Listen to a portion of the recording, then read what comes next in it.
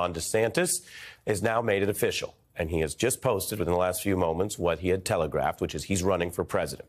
And he is announcing through the internet, on Twitter, and with Elon Musk. The quote, "I'm running for president," is what we have. A new campaign ad has been posted along with that. DeSantis is trying to, in some sense, reset a campaign that did have a high and had a lot of buzz, let's be clear, in the Republican circles, but then hit some turbulence. He fell in early polling, which is not, super reliable, but it is what donors look at, and you'd rather be up rather than down. He fell in that early polling to Trump, and a month ago, he was still dodging questions about that stuff. Governor, polls show you falling behind Trump. Any thoughts on that? Guys, I'm not a candidate, so we'll see if and when that changes. And he's a candidate now. And Bill, I want to be clear about what is possibly normal politics here and what's not. Candidates experimenting with new technology is standard. And a lot of thoughtful candidates will try new things. Radio, TV were new at one point, Twitter, TikTok, other things. So him trying to get out there that way, I think, you can put that in a larger historical context.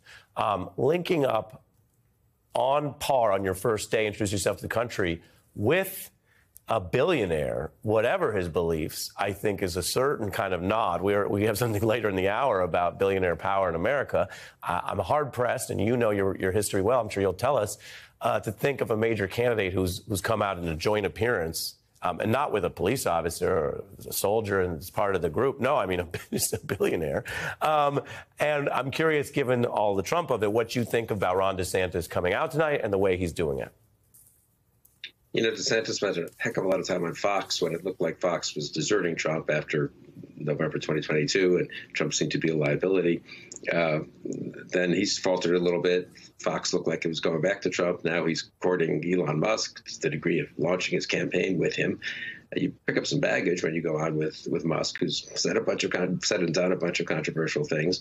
It strikes me, though, and I don't usually buy this side of psychologizing, alpha males, beta males. I never really liked overly psychologizing political history or politicians, but I feel like Trump went on a CNN town hall. You and I can say it was not a good town hall. The audience was too Republican. They put Caitlin Collins in an impossible position, whatever. But the image of it is Donald Trump went into the Lion's Den, took questions for an hour, did fine, sort of dominated. It was horrible what he said, but looked like he was dominating, looked vigorous.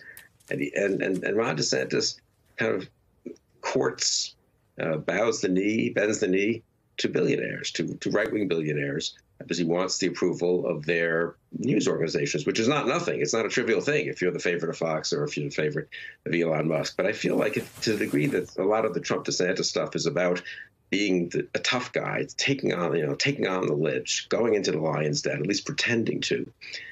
I think Trump with CNN I think that contrast does not help DeSantis.